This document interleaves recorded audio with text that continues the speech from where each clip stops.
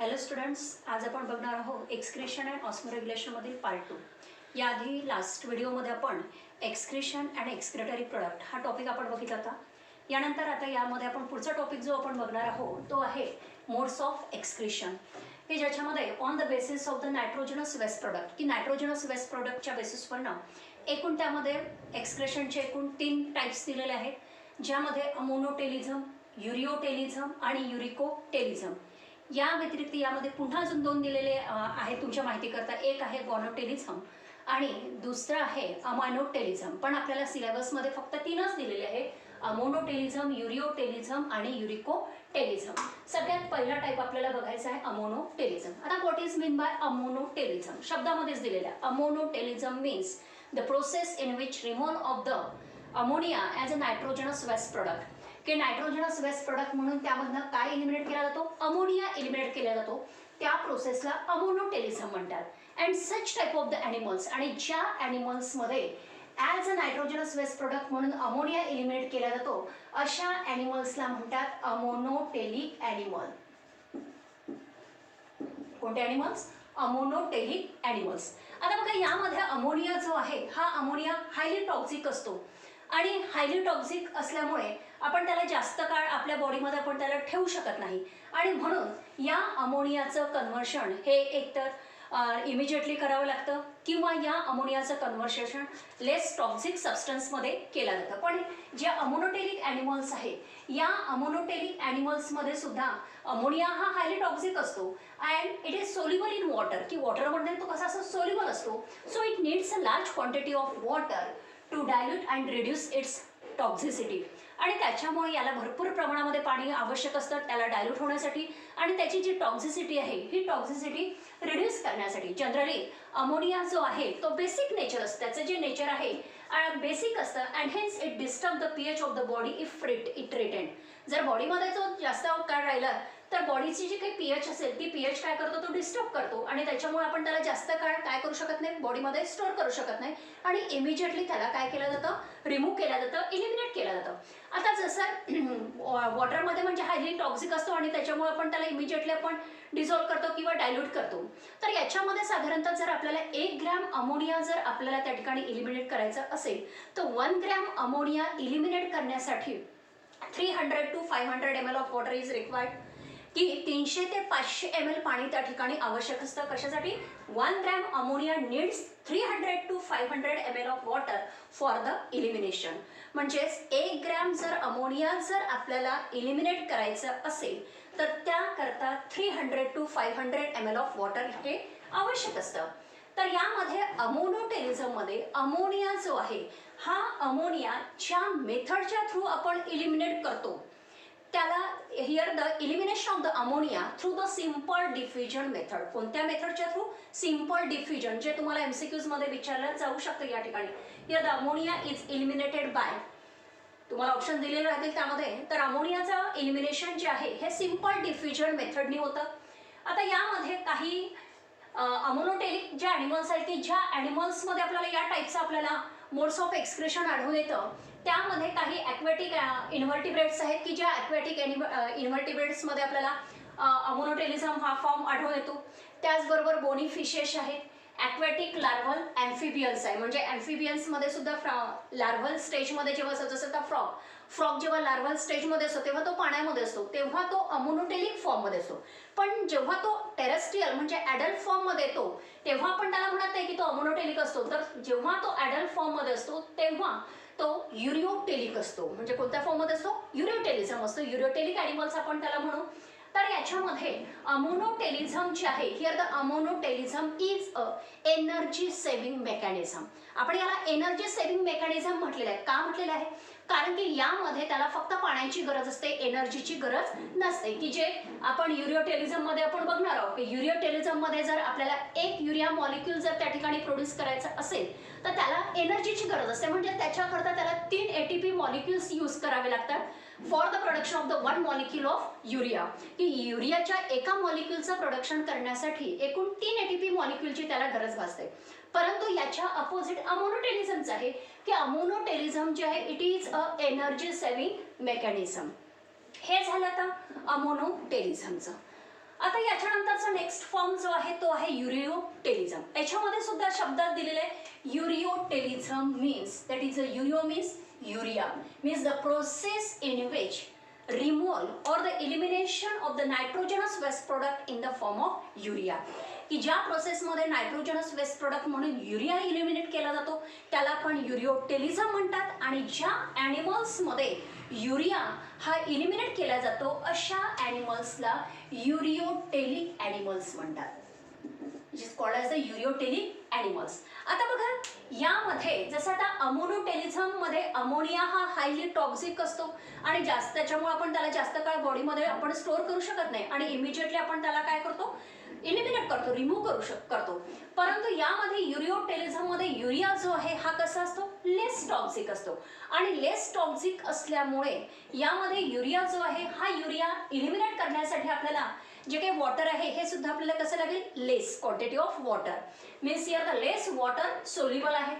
यानंतर here this urea which is concentrated to some extent in the body की बॉडीमध्ये concentrated फॉर्ममध्ये सुद्धा आपण काही वेळ त्याला आपण ठेवू शकतो.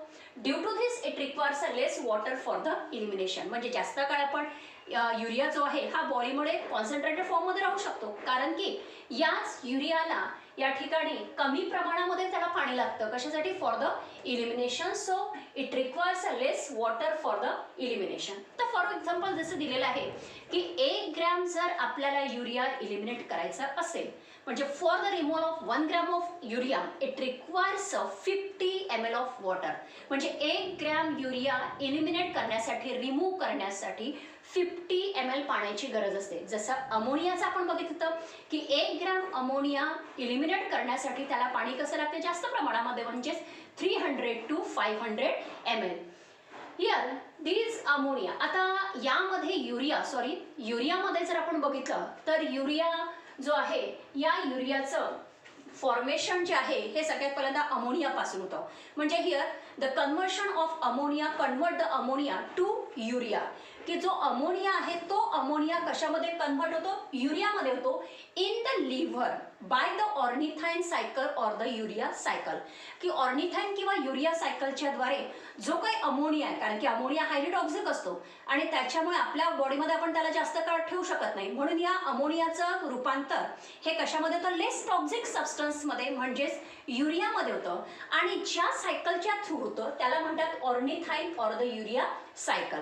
तर या प्रोसेसमध्ये बघा आता एक मॉलिक्यूल जर आपल्याला युरियाचा प्रोड्यूस करायचा असेल म्हणजे for the production of 1 molecule of urea it requires 3 molecules of ATP.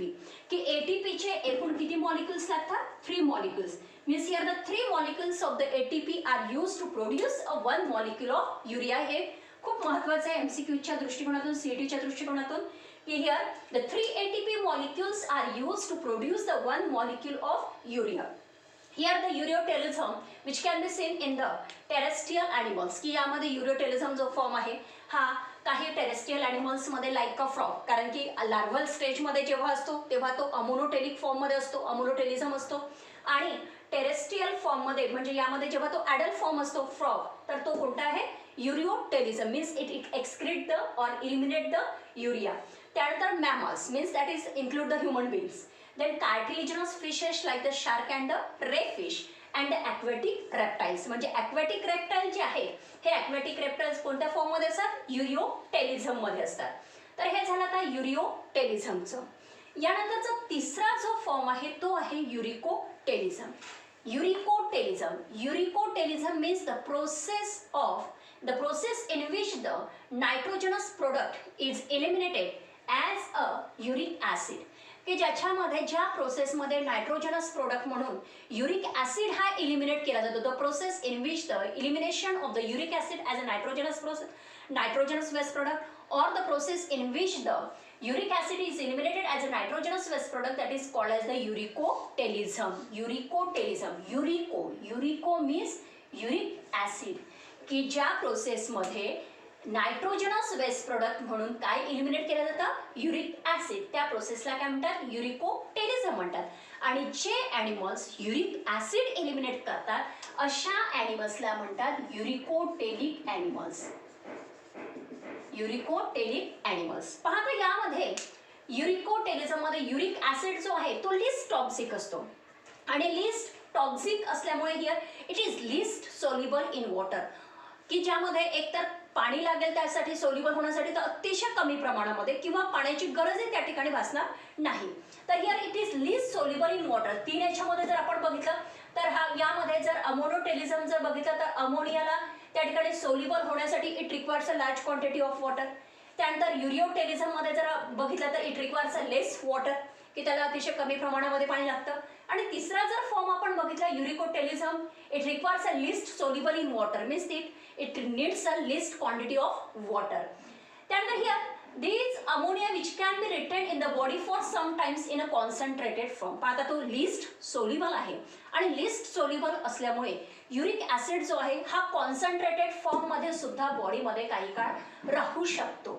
आता उदाहरण आपण यामध्ये घेतलं, जर आपल्याला 1 ग्रॅम युरिक ॲसिड रिमूव्ह करायचं असेल, एलिमिनेट करायचं असेल तर 1 ग्रॅम युरिक ॲसिड रिमूव्ह करण्यासाठी आपल्याला एकूण 5 ml to 10 ml of water त्या ठिकाणी आवश्यक असेल. म्हणजे for the removal of 1 gram of uric acid requires 5 to 10 ml of water. आता यामध्ये सुद्धा युरिक ॲसिडचं फॉर्मेशन हे कशापासून होतं? अमोनियापासून होतं. Means here this ammonia which is converted into the uric acid, की अमोनिया हा कशामध्ये कन्व्हर्ट होतो? युरिक ॲसिडमध्ये होतो.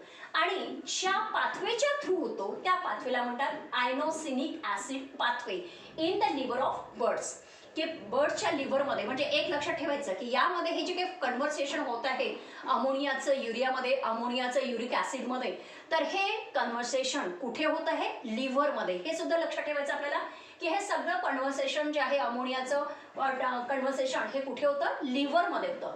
तर here the ammonia is converted into the uric acid, की अमोनिया कशामध्ये कन्व्हर्ट होतो? युरिक ॲसिडमध्ये. कशाच्या थ्रू होतं? Inosinic acid pathway. आणि कुठे होतं? Liver of the birds. Here there is uricotelism which can be seen in the birds, की कुठे आढळतो? बर्ड्समध्ये. some insect, many reptiles, land snail, etc. Here it needs to conserve the water, however they have to spend more energy. की याच्यामध्ये water जे आहे हे water जास्तीत जास्त त्या ठिकाणी कन्झर्व केलं जातं because they have to spend more energy, कारण की त्याला जास्तीत जास्त एनर्जी काय करावी लागते? स्पेंड करावी लागते. आणि त्यामुळे या ॲनिमल्समध्ये जास्तीत जास्त पाणी हे काय केलं जातं? स्टोअर केलं जातं, कन्झर्व केलं जातं. हे झाले आपले मोड्स ऑफ एक्सक्रीशन. आता याच्या व्यतिरिक्त एक आपल्याला दिलेलं आहे पुन्हा गॉनोटेलिझम.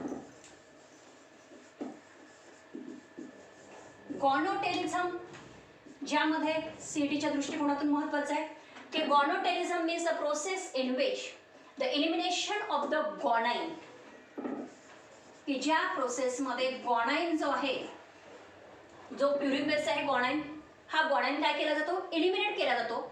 अशा फॉर्मला गॉनोटेलिझम म्हणतात. आणि ज्या ॲनिमल्समध्ये guanine as a nitrogenous waste product म्हणून एलिमिनेट केला जातो त्या ॲनिमल्सला म्हणतात guanotelic animals. That animals is called as the guanotelic animals. आता गॉनोटेलिक ॲनिमल्समध्ये कोणते असतील? तर त्याच्यामध्ये येतात स्पायडर, त्यानंतर स्कॉर्पिओन अँड द पेंग्विन्स, की पेंग्विन्स, स्कॉर्पिओन आणि spider, these are the guanotelic animals. तर हे झाले आजचा आपला हा मोड्स ऑफ एक्सक्रिशन. आता यानंतर नेक्स्ट आपल्याला बघायच्या टाइप्स ऑफ नेफ्रेडिया, ज्याच्यामध्ये प्रोटोनेफ्रेडिया आणि मेटानेफ्रेडिया, जे आपण नेक्स्ट व्हिडिओमध्ये बघणार आहोत. थँक्यू.